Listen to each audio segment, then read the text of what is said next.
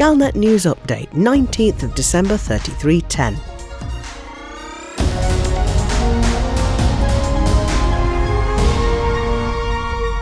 As commanders plunder the wreckage of the Titan orbiting Earth for components to build better frameshift drives, the Pilots Federation is already preparing a colonisation trial starting early next year.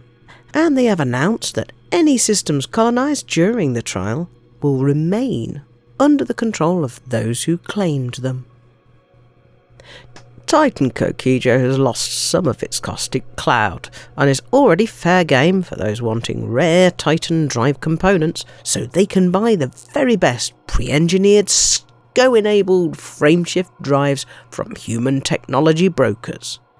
Sol is in recovery phase and needs commodities shipped in to repair its damaged starports. The system is expected to have fully recovered by the second week in January, at which time the federal government will presumably return to Olympus Village on Mars. The population displacement caused by the Thargoid War, and a sense of sheer bloody-mindedness on the part of humanity in general, has led to an increased demand to expand the human-occupied bubble. The Pilots Federation was already planning a trial of lightly regulated colonisation, but now it has made an important decision. All systems successfully colonised during the trial will, after the end of the trial, remain under the control of their system architect. So, the terms under which colonisation is allowed may be subject to revision, but the beta programme will be a real colonisation programme with real impact on the galaxy. The Pilots Federation gave a few more details. To colonise a system, you'll need to stake a claim on the system on a first-come, first-served basis. It needs to be within range of an existing occupied system to be a candidate. When you explore the system, you'll be able to use a new system architect view to decide if it's a good candidate for colonisation. It would be a good idea to do this before you stake a claim.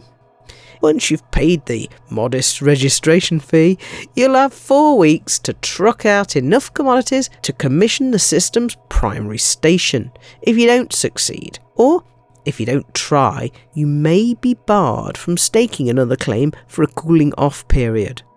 Once you've colonised the system, you can either develop its economy and establish more stations, or use it as a jumping off point to colonise another system. You can only establish one system at a time, but you may be system architect for many systems. You will have your name on the system map of each of your systems, so visitors will know who built it.